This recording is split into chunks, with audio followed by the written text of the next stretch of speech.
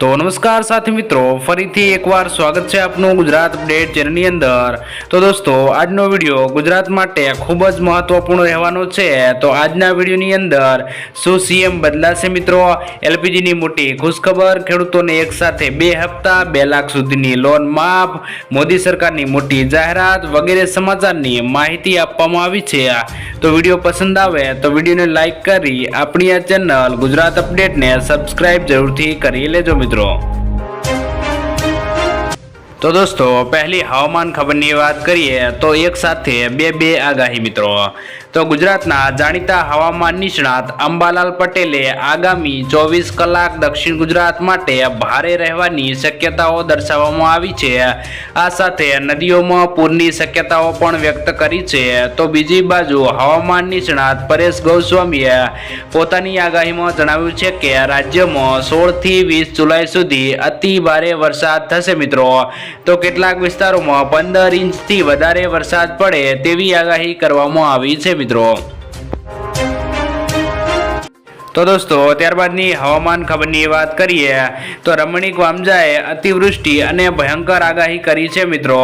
તો જૂનાગઢના અગ્રણી જ્યોતિષ રમણીક વામજાએ જણાવ્યું હતું કે 14 થી 20 જુલાઈમાં સમગ્ર ગુજરાતમાં સારો વરસાદ થાય તેવી ધારણા કરી છે। તારીખ 16મી જુલાઈએ સૂર્ય નક્ષત્ર પુષ્ય 23.12 મિનિટે જેનું વાહન દેડકો છે મિત્રો, અને આ નક્ષત્ર વરસાદનું છે। તારીખ 16 થી 18માં વિંછુડો બેસે છે, જેથી પવન અને ગરમીનું પ્રમાણ વધશે મિત્રો, અને ગાજવીજ વધારે થશે। તારીખ 18 થી 21 જુલાઈમાં બંદર ઉપર અતિવૃષ્ટિ થાય તેવું પૂર્વાનુમાન આકાશ અને કચ્છના આધારે લાગી રહ્યું છે મિત્રો। તો દોસ્તો, ત્યારબાદના સમાચાર જોઈએ તો ગુજરાતમાં નવા વાયરસનો કહેર। તો ગુજરાતમાં ચાંદીપુરા વાયરસે હાહાકાર મચાવવાનું શરૂ કરી દીધું છે। તો છેલ્લા 9 દિવસમાં 12 બાળકો આ વાયરસથી સંક્રમિત થઈ ચૂક્યા છે। એમાં 10 બાળકોના મોત થઈ ચૂક્યા છે, અને સંક્રમણ વધવાના કારણે દેશથી હેલ્થ અને એજન્સીઓ એલર્ટ થઈ ગઈ છે મિત્રો।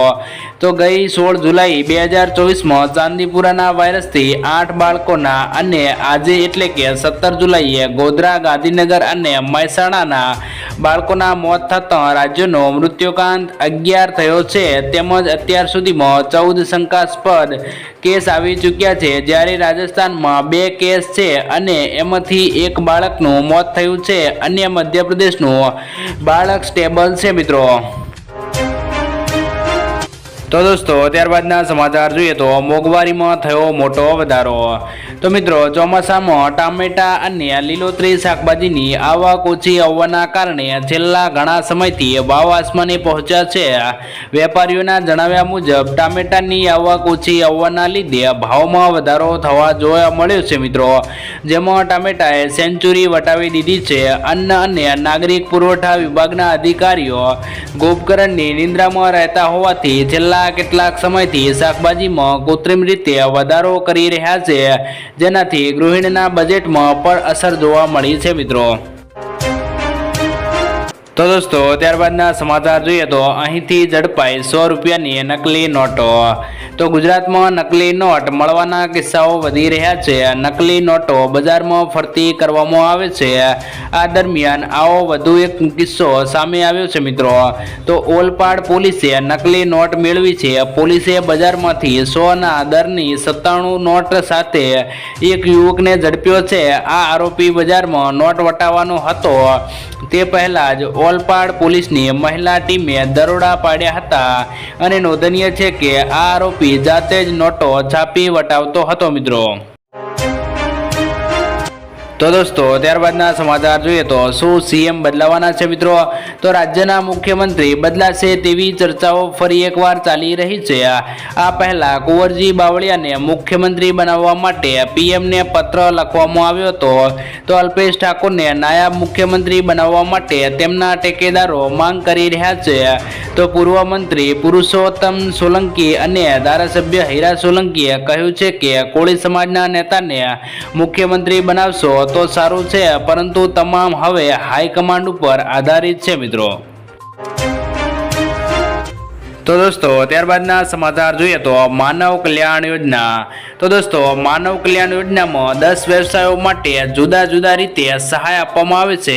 તો કેટલાક મિત્રોને ડોક્યુમેન્ટની ખબર નથી હોતી, તો નીચે આપેલી માહિતી અનુસાર ડોક્યુમેન્ટ સાથે અરજી સબમિટ કરવાની રહેશે. તો દોસ્તો માનવ કલ્યાણ યોજના અંતર્ગત લાભ લેવા માટે લાભાર્થીઓને ઓનલાઈન અરજી કરવા માટે પાસપોર્ટ સાઇઝનો ફોટો, આધાર કાર્ડ, રેશન કાર્ડની નકલ, ઉંમરનો પુરાવો, ચૂંટણી કાર્ડ, પાન કાર્ડ, આધાર કાર્ડ અને જન્મ તારીખનો દાખલો તેમજ શાળા છોડ્યાનું પ્રમાણપત્ર, ગ્રામ્ય વિસ્તાર BPLનો દાખલો સ્કોર નંબર સાથે અથવા તો શહેરી વિસ્તાર માટે સુવર્ણ કાર્ડની નકલ, આવકનો દાખલો, સેલ્ફ ડિક્લેરેશન ફોર્મ અને ઈ-શ્રમ કાર્ડ અને જાતિનો દાખલો ઠેકાના ડોક્યુમેન્ટ સાથે કુટીર ગવર્મેન્ટ એડની પોર્ટલ ઉપર વિનામૂલ્યે ઓનલાઈન અરજી કરવાની રહેશે મિત્રો.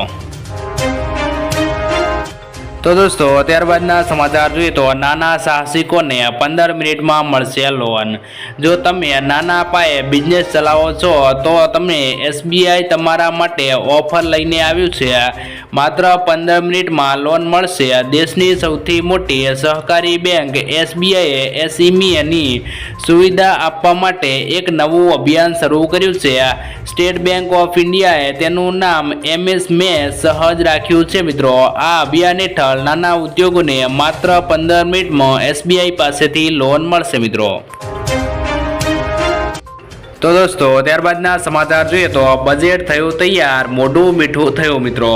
તો બજેટ રજૂ કરતા પહેલા દર વર્ષની જેમ આ બજેટ થયું છે તૈયાર. તો મોઢું મીઠું થયું. વર્ષે પણ નાણાં મંત્રાલયના હળવા સમારોહની આયોજન કરવામાં આવ્યું છે મિત્રો. તો હળવા સમારોહ દરમિયાન નાણામંત્રી નિર્મલા સીતારમણે, નાણાં રાજ્યમંત્રીના પંકજ ચૌધરી અને નાણાં મંત્રાલયના અન્ય ઉચ્ચ અધિકારીઓ હાજર રહ્યા હતા. નાણામંત્રી સીતારમણે પોતાના હાથ વડે તવામાંથી હલવો કાઢ્યો અને હાજર લોકોને હલવો વહેંચ્યો હતો. દરેક શુભ કાર્ય કર્યા પછી મીઠાઈ ખાવાની પરંપરા છે. તો હલવા વિધિ પાછળ પણ આ માન્યતા છે. તો ભારતીય પરંપરામાં હલવો ખૂબ જ શુભ માનવામાં આવે છે. તો પૂજા દરમિયાન ભગવાનને પ્રસાદ તરીકે હલવો પણ ચડાવવામાં આવે છે. તેથી બજેટ છપાય તે પહેલા આ સમારોહનું આયોજન કરવામાં આવે છે મિત્રો. તો દોસ્તો બજેટમાં કોને કોને ફાયદો થવાનો છે અને કેટલો ફાયદો થવાનો છે તેના વિશે વાત કરીએ તો મોદી સરકાર પોતાના ત્રીજા કાર્યકાળ દરમિયાન પૂર્ણ બજેટ રજૂ કરવાના છે. તો બજેટ 23 જુલાઈએ રજૂ થવાનું છે. આશા વ્યક્ત કરવામાં આવી રહી છે કે મહિલાઓ માટે મોદી સરકાર ખાસ જાહેરાત કરી શકે છે. સરકાર દેશમાં મહિલાઓ માટે મધ્યપ્રદેશની જેમ લાડલી બહેના યોજના લાવી શકે છે. તો મધ્યપ્રદેશ રાજ્ય સરકાર મહિલાઓને દર મહિને 1250 રૂપિયા આપી રહી છે. હવે કેન્દ્ર સરકાર પણ મધ્યપ્રદેશ સરકારની યોજના દેશભરમાં લાવી શકે છે.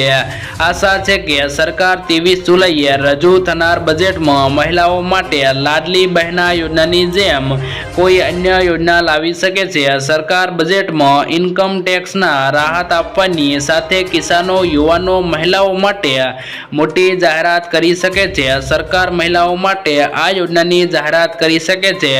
તો સરકાર મધ્યપ્રદેશ સરકારની જેમ લાડલી બહેનાની યોજનાની જેમ નવી યોજનાની જાહેરાત કરવાની છે મિત્રો. તો દોસ્તો ત્યારબાદના સમાચાર જોઈએ તો LPGની મોટી ખુશખબર. તો ઉજ્જવલા યોજના વર્ષ 2016માં શરૂ કરવામાં આવી હતી. યોજનાના લાભાર્થીઓને નાણાકીય વર્ષ 2024-25 દરમિયાન એક વર્ષમાં 12 રિફિલ આપવામાં આવે છે. યોજના હેઠળ 14.2 કિલોગ્રામના સિલિન્ડર પર 300 રૂપિયાની સબસિડી મળે છે. તો નરેન્દ્ર મોદી સરકાર ફરી એકવાર કેન્દ્રમાં આવી છે. તો PM-JAYના લાભાર્થીઓને 300 રૂપિયાની સબસિડી મળવાનું ચાલુ રહેશે. જો કે આ સબસિડી 31 માર્ચ 2025 સુધી મળશે, એટલે કે 9 મહિના માટે હજી સુધી ઉપલબ્ધ રહેવાની છે મિત્રો. તો દોસ્તો ત્યારબાદના સમાચાર જોઈએ તો 2 લાખ રૂપિયા સુધીની લોન માફ। તો એક માહિતી અનુસાર ગુજરાતમાં કુલ 53,20,626 ખેડૂતોએ આ યાદીમાં નોંધાયેલા છે। તેમાંથી 37,28,639 ખેડૂતોએ 2022-23 દરમિયાન એટલે કે 31મી જાન્યુઆરી 2023ની સ્થિતિ સુધી એટલે કે માત્ર 10 માસમાં કૃષિ માટે કુલ 98,285 કરોડની લોન લીધી હતી। ભલે દરેક ખેડૂતોએ વિધતા ઓછા પ્રમાણમાં લોન લીધી હોય પરંતુ તેનો સીધો અર્થ એ થાય છે કે ગુજરાતના દરેક ખેડૂત માથે 2,63,595 રૂપિયાનું દેવું છે મિત્રો। આમ સતત વધતી જતી મોંઘવારીના કારણે ખેડૂત દિવસે ને દિવસે દેવાદાર બનતો જાય છે। જ્યારે તેલંગાણાની સરકારે ખેડૂતોનું 1 લાખ રૂપિયાનું સુધીનું દેવું માફ કર્યું છે, જેના કારણે અને ગુજરાતમાં લોકસભાની ચૂંટણીના પરિણામો બાદ દેવા માફીનો મુદ્દો ફરી એકવાર ચર્ચામાં આવ્યો છે। જ્યારે મિત્રો મોદી સરકાર ખેડૂતોના માત્ર 2 લાખ સુધીનું દેવું માફ કરે તો પણ 90% ખેડૂતોના દેવામાંથી મુક્ત થઈ શકે છે, તો ગુજરાતના લાખો ખેડૂતોને દેવામાંથી ભારમાંથી મુક્તિ મળી શકે છે મિત્રો। તો દોસ્તો ત્યારબાદના સમાચાર જોઈએ તો ખેડૂતોને એક સાથે 2 હપ્તા। તો પીએમ કિસાન સન્માન નિધિ યોજનાનો 2,000 રૂપિયાનો 16મો હપ્તો 28 ફેબ્રુઆરી 2024ના રોજ અને 17મો હપ્તો 18 જૂન 2024ના રોજ ખેડૂતના ખાતામાં ટ્રાન્સફર કરવામાં આવ્યો છે। તો પીએમ કિસાન યોજના હેઠળ આપવામાં આવેલ દરેક હપ્તા 4 મહિનાના અંતરાલ સાથે ચૂકવવામાં આવે છે। જે મુજબ 16મો હપ્તો 28 ફેબ્રુઆરી 2024ના રોજ અને 17મો હપ્તો 28 જૂન 2024ના રોજ ખેડૂતના ખાતામાં ટ્રાન્સફર કરવામાં આવ્યો છે। જ્યારે કૃષિ અને ખેડૂત કલ્યાણ વિભાગ દ્વારા પ્રાપ્ત અહેવાલ મુજબ લાખો ખેડૂતો પીએમ કિસાન યોજના હેઠળ બહાર પાડવામાં આવેલા 16મા અને 17મા હપ્તાથી રકમથી વંચિત છે મિત્રો। જેનું મુખ્ય કારણ KYC વેરિફિકેશન અને જમીન સંબંધિત તમામ દસ્તાવેજો છે મિત્રો। તો આ સ્થિતિમાં તમે કૃષિ કેન્દ્ર પાસેથી મદદ મેળવી શકો છો અને બધી ભૂલો સુધારી લો છો। તો તમારા ખાતામાં એક સાથે 2 હપ્તા એટલે કે 16મો અને 17મો હપ્તો એક સાથે જમા કરવામાં આવશે। તેમ છતાં તમારા ખાતામાં આ બંને હપ્તા જમા નથી થતા તો હેલ્પલાઇન નંબર 155261 અથવા તો 181155 પર કોલ કરીને ફરિયાદ નોંધાવી શકો છો, જેથી જે ખેડૂત મિત્રના બેંકના ખાતામાં 16મો અને 17મો હપ્તો નથી આવ્યો તેવા તમામ ખેડૂત મિત્રો સૌથી પહેલા KYC કરાવવાની જરૂર રહેશે મિત્રો। તો દોસ્તો ત્યારબાદના સમાચાર જોઈએ તો આ રોજગાર સંગમ સહાય યોજના। જો તમે પણ 12 પાસ છો તો તમને સરકાર આપશે 3,000 રૂપિયાની સહાય મિત્રો। આ યોજનાનો લાભ લેવા માટે મિત્રો તમારે વિડીયોના અંત સુધી બન્યા રહેજો અને તમારા મિત્રોમાં વિડીયો શેર કરવાનું ના ભૂલતા મિત્રો। તો રોજગાર સંગમ સહાય યોજના અંતર્ગત દરેક વિદ્યાર્થી પુરુષ અને સ્ત્રી બંનેને દર મહિને 3,000 રૂપિયાની સહાય આપવામાં આવે છે। જ્યારે આ સહાય યોજનાનો લાભ લેવા માટે તમારી વાર્ષિક આવક 4 લાખ રૂપિયાથી ઓછી હોવી જોઈએ, તમારા ઘરમાં કોઈને સરકારી નોકરી ન હોવી જોઈએ અને તમે 12 પાસ હોવા જોઈએ। જ્યારે આ યોજનાનો લાભ લેવા માટે તમારે એક ઓનલાઈન ફોર્મ ભરવાનું રહેશે। જ્યારે ઓનલાઈન ફોર્મ ભરતી વખતે તમારું આધાર કાર્ડ, તમારી 12 પાસની માર્કશીટ, તમારું લિવિંગ સર્ટિફિકેટ અને જાતિના દાખલાની જરૂર પડશે। તો તમે કરેલી અરજી જ્યારે અપ્રુવલ થશે ત્યારે તમે આપેલ બેંક એકાઉન્ટ નંબર ઉપર દર મહિને 3,000 રૂપિયા આવવાનું શરૂ થઈ જશે। હાલ આ યોજના ભારતના અમુક રાજ્યોમાં શરૂ થઈ ગઈ છે, પરંતુ ટૂંક જ સમયમાં આ યોજના સમગ્ર ગુજરાતમાં લાગુ કરવામાં આવશે મિત્રો। તો દોસ્તો ત્યારબાદના સમાચાર જોઈએ તો શાકભાજીની ખેતી કરતા ખેડૂતોને અપાશે સહાય. તો પ્રાકૃતિક કૃષિને પ્રોત્સાહિત માટે વધુ એક નવી યોજના ગુજરાત સરકારે કરી છે મિત્રો.